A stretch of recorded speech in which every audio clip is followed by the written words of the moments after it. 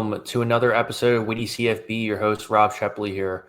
And on today's episode, we got Preston from Trash Talk Tailgate to talk some Big Ten football. We're going to do a little bit of a deep dive into USC and also Penn State as well. Preston, dude, it's great to have you on again. We've been, this is about your third or fourth time on, and, it's always really exciting to have you on. And, I think at least the fans in general have been pretty receptive to you. So I'm glad you were able to make another appearance. I always appreciate coming on, man. It's always a lot of fun. Thank you so much, Rob. Yeah, of course. And can you just give everybody just a brief overview of your channel as well so people can check you out? So I have a YouTube channel called the Trash Talk Tailgate. And in case you guys don't know, I'm actually a Division I college football coach. I've been at 3 different Division I schools, been D2, D3, all of that, just trying to work my way up, grinding and coaching. And I love talking ball. And that's what we do at the Trash Talk Tailgate. We talk a lot of shit, but we also are very, very informative. We'll give you all the expert opinions that you need to know for the upcoming college football season. Yeah, definitely appreciate you sharing that. And I'm going to put all your social media stuff and also the link to your channel as well so everyone can check that out. Appreciate that, man. Yeah, so now we're going to be diving into USC, and Lincoln Riley's going into his 4th season, 2nd in the Big Ten, and this definitely feels like a really critical season, right? Because we know how much money USC gave Lincoln Riley. It was a 10-year contract, $90-something million, and quite frankly, he just hasn't hit the expectations that I think we all kind of expected with USC, just given the history of the program and just his overall success before he came over to USC, winning 4 Big 12 titles and just kicking ass and taking names in general. So Preston, when you look at this USC program, they definitely, have a lot to offer offensively speaking, and defensively, they're still kind of putting it together. So what's your overall outlook on this program right now as you see it? Well, Lincoln Riley has a history. If you look at his tenure at Oklahoma, every year they got progressively worse and worse and worse. And that's kind of the same thing here at USC. Like you said, going into his 4th year, his first year they go 11-3. They make the Pac-12 championship game, but they don't win it because Caleb Williams pulls a hamstring. They don't make the college football playoff. Then his 2nd year, they go 8-5 with Caleb Williams, the number 1 overall draft pick.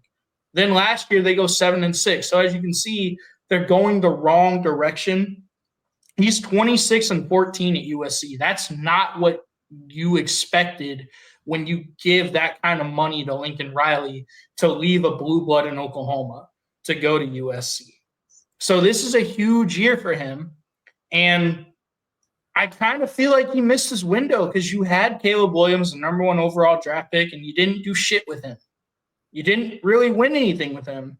And now you have a new quarterback in Jayden Maiava, who's replacing Miller Moss, who went to Louisville. And I feel like Jayden Maiava is kind of a lower floor but much higher ceiling kind of guy because he played a little bit last year. He played the Notre Dame game, played in the bowl game against Texas A&M. And if you watch those games, there's some good things he does, but there's a lot of bad. There's a lot of what the fuck are you doing? I think against Notre Dame, he had 2 90-yard pick sixes. I've never seen that before. And then against Texas A&M, for basically 3 quarters, he wasn't very good either. So I don't, it kind of, if you talk to people who are around the USC program, it kind of seems like Miller Moss was kind of forced out. Like it wasn't really his decision to leave. It was more their decision. I think they're excited about Maiava, but you're going to have to trust Lincoln Riley to kind of rein in a lot of that bad. Because he does have a strong arm and he is really talented. And that's why I say he's a lower floor, higher ceiling kind of guy. Because you see, he flashes. You see a lot of that. But he also makes some really dumb, boneheaded mistakes. So you're going to have to trust Lincoln Riley to kind of rein that in. That's his specialty, is, developing quarterbacks. And I really think that their wide receivers might be the best in the country. And this is why I say that. So Zach Branch, he goes to Georgia. He transfers out. He goes to Georgia. Deuce Robinson transfers to Florida State. And if you talk to people in the know at both those schools, they love them. Zach Branch and Deuce Robinson have been tearing it up at their new schools. So if they had to leave USC, you kind of have to think, well, they're both really, really good. They might be studs. And they saw the writing on the wall with Makai Lemon and Jacoby Lane. They might be the best wide receiver duo in the entire country. I mean, so I think in that regard, it might be like a Jameson Williams situation when he couldn't play at Ohio State, but it was just because the room was so incredibly crowded and talented. And then he goes to Alabama and he balls out. You know what I mean? So I really think they've got insanely talented wide receivers in Lemon and Lane who are going to take another step this year. And then at running back, I know they have Brian Jackson returning, but they also got the number one junior college recruit in the country in Wayman Jordan. And if you talk to people around USC, they're really, really, really excited about him. They think he might be the next guy to kind of take over that running back room and be the number one guy. My one concern for the offense is their offensive line because they lose 3 starters, and there's a lot of questions there.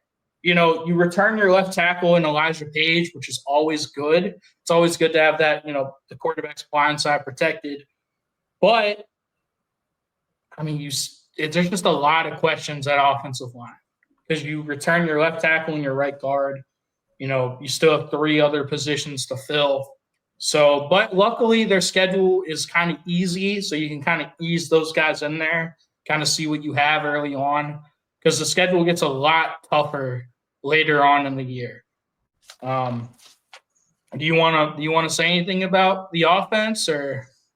Yeah, there's 2 things I wanted to kind of touch on. I mean, I don't know. I'm a bigger fan of Maiava than I think most people are, in the sense that two things. One, he was 3-1 as a starter. And I also think this offense is a little bit more tailored to a guy of Maiava's skill set than Miller Moss. So I think it probably is a mix of, hey, we're kind of leading you out of here, but I think it's also, hey, I think we can both kind of agree that you can probably go to another school and you get utilized better. Yeah. And, you know, you brought up Lemon and Lane too. I think 2 guys that I think you have to be excited about if you're a USC fan. And I think what's going to come down to USC, again, you brought it up a couple seconds ago, it's that offensive line. And, you know, I will give USC some credit. They are starting to get better with recruiting, particularly in the state of California. But over the past couple of years, it's just been a perpetual cycle of them just been kind of rotating between different guards and different tackles every season. And I guess for me, my biggest complaint about it is, like, I would just like to see a little bit of continuity. I get in this day and age, you're not always going to get that. But my issue is, okay, you're going to have a Maiava guy who, you know, still kind of trying to figure himself out. You do have the great wide receivers, but I just feel like Maiava is the type of kid that I'm worried if he doesn't trust that offensive line, his immediate thought is going to be, hey, I'm just going to run outside the pocket and try to use my feet and make a play, as opposed to trusting that his receivers are going to do their thing and succeed from there. But I think if anyone can figure it out, it's got to be Lincoln Riley. I mean, you know his track record with Baker Mayfield, with, you know, Caleb Williams, all these guys that he's worked with too. So I guess for me, it's just kind of a hard sell to really say that they're not going to figure it out too, because I'm not saying Maiava is just like Caleb Williams, but I think a lot of those basic skill sets that you need in order to succeed in a Riley offense, I see in Maiava, and I think you see flashes of that in those 4 games that he started, even though I do think there are some things that you obviously have to build on, but it helps that he's had an entire, you know, offseason with USC too. Well, I think we're going to kind of talk about it a little bit here, but last year I think you'd argue their issue was the offense, because they lost a lot of 1-score games and they came up just short in a lot of them. And your defense played well enough to win. Like, your defense was the glaring issue when they had Caleb Williams. And their defense played a lot better with a new DC in D'Anton Lynn, who really fundamentally and structurally changed the defense. So just like defense is all about, defense as a defensive guy myself, as a defensive coach, a lot of it is just where you are structurally, like how your defense is structurally sound and how you play fundamentally. And then it's just the effort you give after the snap of the ball.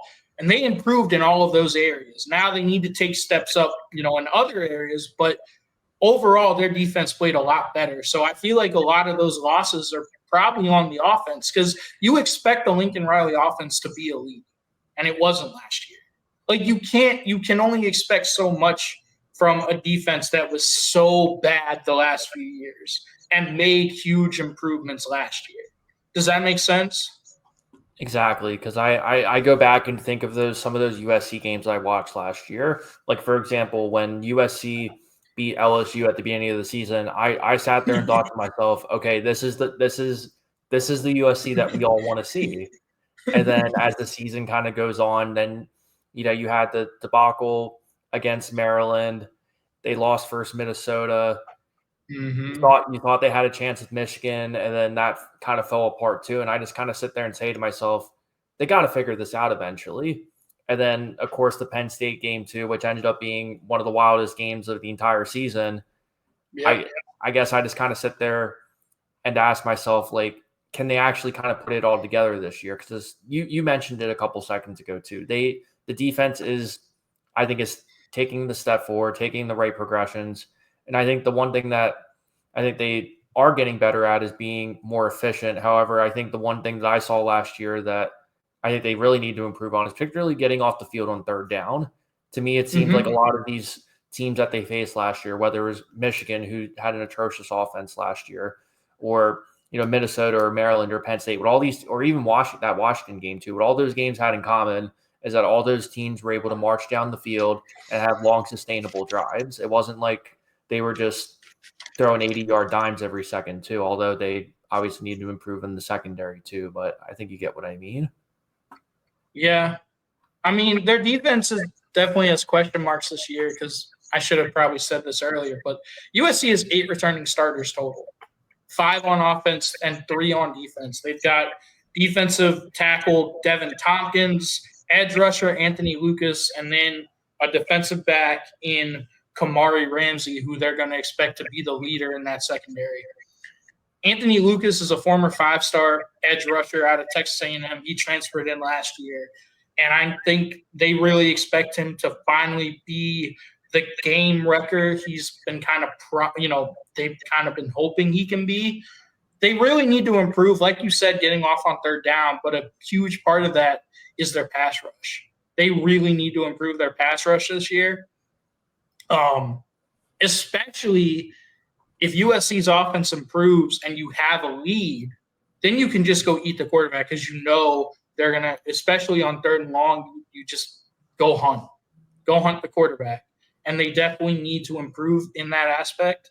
They need to get better at pass rush. But like I said, they improved so much last year, just fundamentally lining up in the right spot, playing your assignment more efficiently, just being in the right place at the right time. That's what structural defensive football is. And they, under new DC D'Anton Lynn, they really improved that last year. Yeah, because you brought up the defensive line too, and I think that's the one thing that I actually kind of like about this team to some degree, because they do have some veterans who are going to be returning. You have Devin Tompkins, you have Braylon Shelby, and you have Anthony Lucas, and also you have Jakeem Stewart coming in, who's I think is going to be a really strong transfer. I'm helping him out too. But also I think the addition of Rob Ryan, who's going to be their linebacker coach and the assistant head coach for him, to someone who's well experienced, and I think to somebody who can really help the Anton Lynn really kind of develop this front seven into exactly what you said, really elite pass rushers that, can really disrupt the game and really kind of take a little bit less pressure off the secondary that I think is going to be even more scrutinized going into the season too, just given just the general limitations that they've had over the course of 5 seasons, even before Lynn. You can talk about Alex Grinch and all that good stuff too.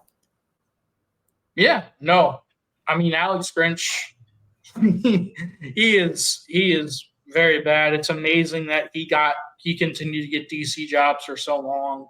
Like, I know Ohio State fans hate him, Oklahoma fans hate him, now USC fans hate him. So DeAnton Lynn has been a huge sigh of relief and a breath of fresh air for them.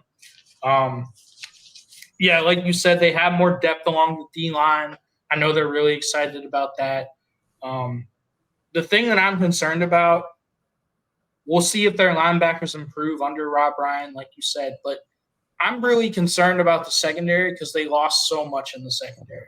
I know they returned Kamari Ramsey, and they bring in DJ Harvey from San Jose State. We'll see how he does. But it's, if you want to win the Big Ten, which is I think where USC kind of expects to be, especially with Lincoln Riley, you're going to have to go play Oregon. You're going to have to go play Ohio State potentially in the Big Ten championship game.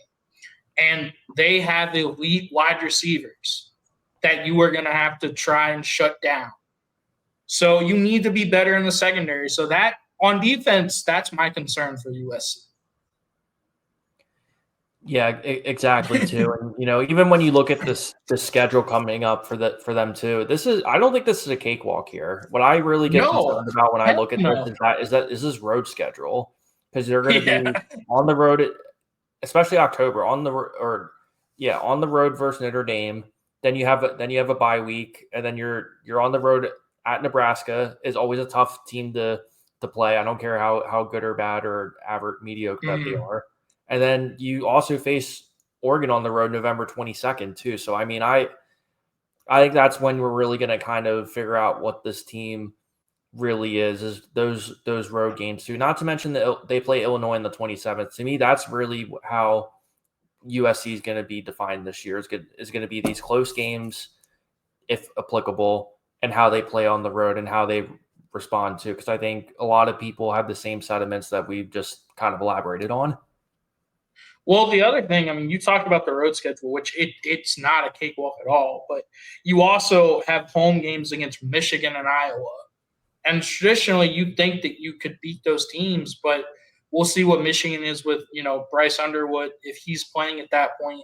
And Iowa's supposed to have an improved passing attack this year.